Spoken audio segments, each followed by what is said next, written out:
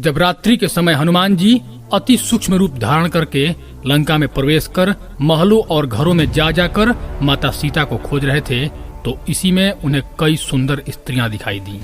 उनमें से कोई बिना कपड़ों की सो रही थी, तो कोई अपने प्रियतम के साथ आलिंगन में बंधी हुई थी, तो कोई एक दूसरे के शरीर पर चंदन का लेप लगा रही थी। इसी क्रम में वे उड़ते उड़ते रावण के महल में गए, तो रावण की पटरानियां भी कामुक अवस्था में बेतहासा पलंग पर लेटी हुई थी। लेकिन हनुमान जी तो ब्रह्मचारी हैं और उन्हें ये सब नहीं देखना चाहिए था। लेकिन सवाल यह उठता है कि इस अवस्था में किसी दूसरे के स्त्री को देखना पाप है या पुण्य। दोस्तों, इसका पूरा विवरण वाल्मीकि रामायण के सुंदरकांड में लिखा हुआ है, जो मैं आपको सुनाने जा रहा हूँ। कृपया अंत तक देखिएगा, नहीं तो अर्थ का अनर्थ हो सकता है। नमस्कार दोस्तों, मैं आपका दोस्त रजनीकांत ओझा। लंका में घुसकर हनुमान जी एक छत से दूसरे छत पर छलांग लगाते हुए शीघ्र ही पूरे नगरी का भ्रमण करने लगे। उन्होंने विभिन्न भेष धारण किए हुए गुप्तचरों को देखा और लंका के सुरक्षा में तैनात लाखों सैनिकों को देखा। लंका में घूम घूम कर सीता का खोज करते हुए हनुमान ने उन भव्य महलों को देखा जिनके किवाड़ों पर हीरे जड़े हुए थे और जिनकी दीवारें स्फटिक के समान साफ थी। एक भवन से दूसरे भवन में जाते समय हनुमान जी ने अनेक प्रेमियों को एक दूसरे का आलिंगन करते हुए देखा। कुछ स्त्रियां उनके काया पर चंदन का लेप लगा रही थीं, तो कोई इधर सोई थी तो कोई उधर। कोई हंस रही थी तो कोई काम क्रीड़ा में संलग्न थी। कोई अपने पति द्वारा छोड़े जाने पर नग्नावस्था में हाथ पांव फैलाकर सोई हुई थी, तो कोई अपना प्रिय के स्वागत में पुष्पों से सुसज्जित थी। इस प्रकार हनुमान जी ने अनेक चंद्रमुखी सुंदर स्त्रियों को देखा, जिनके नयन कमल दल के सदृश थे और जिनकी तिरछी दृष्टि उनके प्रियतम के हृदय को बहला रही थी। तथापि सीता के होने का कोई चिन्ह न पाकर हनुमान निराश हो गए।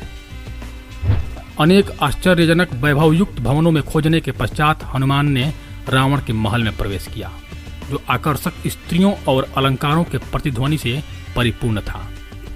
रावण के महल के भीतर का वातावरण ऐसा था मानो स्वर्ग को बलपूर्वक उठा लाया गया हो।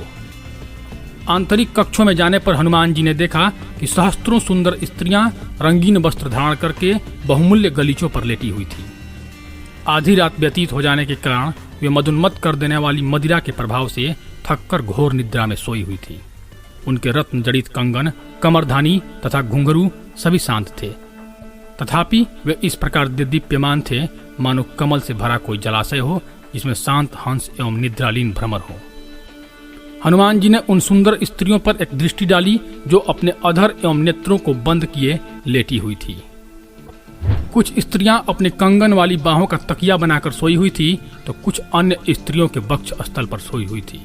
कुछ अपना सिर दूसरे के गोद में उदर पर अथवा पार्श्व भाग पर रखे हुए थी, किंतु कुछ प्रेम में ऐसी मदोन्मत्त थी कि बाहों में बाहें डाले एक दूसरे का आलिंगन किए हुए सो रही थी।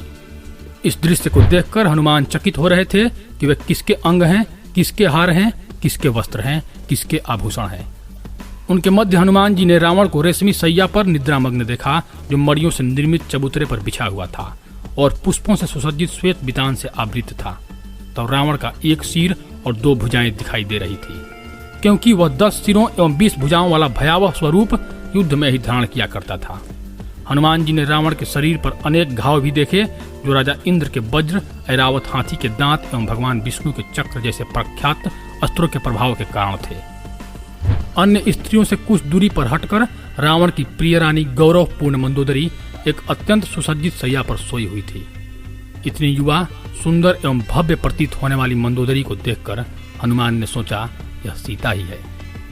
अपनी इस खोज से अत्यंत हर्षित होकर हनुमान बानर सुलभ प्रसन्नता से उछलने लगे, भुजाओं को पटकने लगे, अपनी पूंछ का चुंबन करने लगे और महल के खंभों पर ऊपर नीचे चढ़ने उतरने लगे। किंतु कुछ क्षण विचार करने पर उन्हें लगा, यह सीता नहीं हो सकती, यह कोई और है। सीता ने तो राम के वियोग में खाना और सोना भी त्याग दिया होगा। वे न ही सुंदर ढंग से स्वयं का श्रृंगार करेंगी और न ही किसी अन्य पुरुष का सानिध्य स्वीकार करेंगी, भले ही वह पुरुष स्वर्ग का राजा क्यों न हो। वस्तुतः राम की तुलना में तो देवता भी कुछ नहीं है, तब इस रावण जैसे दुष्ट राक्षस का क्या महत्व है। सीता जी को खोज करते हुए हनुमान जी को इन सभी स्त्रियों को निकट से देखना पड़ता, अतएव उनके मन में संदेह उत्पन्न होने लगा। हनुमान जी सोचने लगे, संभवतः नग्नावस्था में सोती हुई अन्यों की पत्नियों पर दृष्टि डालकर मैंने धार्मिक सिद्धांतों का उल्लंघन किया है। मेरी क्या गति होगी।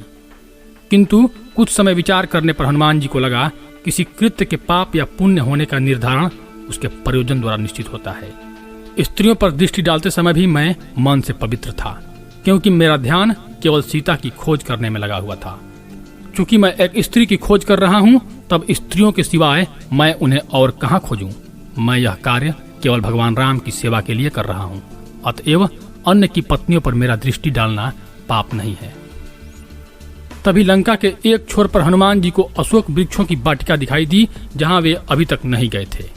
वाटिका में जाते ही हनुमान जी ने सीता जी को देख लिया था, लेकिन कैसे देखा था इसका पूरा वृत्तांत मैं अगले वीडियो में सुनाऊंगा। तब तक के लिए आप मेरे चैनल को सब्सक्राइब कर दें और अगला वृत्तांत सुनना है तो कृपया कमेंट करके बताएं। धन्यवाद।